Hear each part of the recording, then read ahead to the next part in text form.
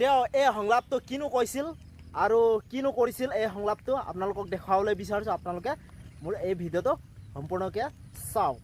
মানুহৰ জীৱনত শান্তি আৰু বুজাবুজিটোহে আচল, যাৰ বাবে তই আজি মিতালীৰ জীৱনৰ অমাতৰ মাত। হেপী থাক তহঁত, বাই। মোৰ জীৱনত টকা পইচা লাগে সঁচা, কিন্তু ইতিমধ্যে আপোনালোকে সকলোৱে গম পাইছে যে মুখে মুখে পংখী সন্দিকৈৰ যিটো নেকি ভয়ংকৰ হত্যাকাণ্ড হৈ গ'ল। তেওঁৰ স্বামী নীতিকেশ দাসে তেওঁক হত্যা কৰিলে। হত্যা কৰি তেওঁক চুচুৰাই ৰছীৰে ওলোমাই থলে। নেকি ৰিয়েল লাইফত নহয়, ৰিয়েল লাইফত তেওঁ বাস্তৱ পৰিণত হ'ল।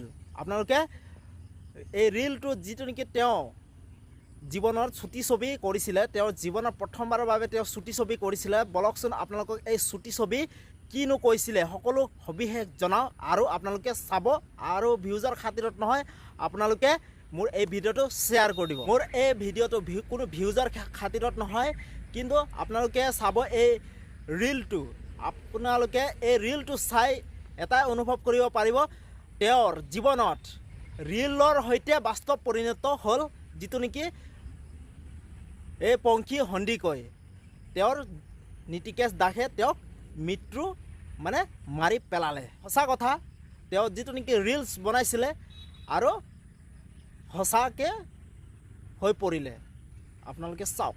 আৰু আপোনালোকে সকলোৱে গম পাইছে যে ডিমৌ নিতাই পুখুৰী এই পংখী সন্দিকৈ 22 বছৰীয়া যুৱতী শিৱসাগৰৰ সাপেখাতি নীতিকেশ দাসৰ লগত তেওঁ বিবাহ পাশত আবদ্ধ হৈছিল। আৰু তেওঁলোকৰ কি ঘটিল আপোনালোকে সকলো বাতৰি সমূহ আপোনালোকে দেখিছে, জানিছে। সমগ্ৰ অসম জোকাৰি গৈছে। তেওঁ বহুত মেধা সম্পন্ন ছাত্ৰী আছিল, তেওঁ বহুত মেধাৱী আছিল আৰু তেওঁ ইংলিছত মেজৰ লৈ স্নাতক ডিগ্ৰী লাভ কৰিছিল। আৰু আপোনালোকে গমেই পাইছে তেওঁ মডেলিঙৰ লগতো জড়িত আছিল আৰু নাটকৰ লগতো তেওঁ জড়িত। তেওঁ কবিতা আবৃত্তি কৰি তেওঁ ডিব্ৰুগড় বিশ্ববিদ্যালয়ৰ পৰা তেওঁ গ'ল্ড মেডেলো লাভ কৰিছিল। আৰু অভিনয়ৰ লগতো তেওঁ জড়িত পংখী সন্দিকৈ। আৰু তেওঁ চুটি ছবিও কৰিছিল সমাদৰ মাত বুলি। আৰু সেই চুটি ছবিখনত তেওঁ কিছুমান সংলাপ কৰিছিল। আৰু যিহেতু নেকি এই সংলাপটো তেওঁৰ জীৱনত সংলাপটো সঁচাকৈ বাস্তৱত পৰিণত হ'ল।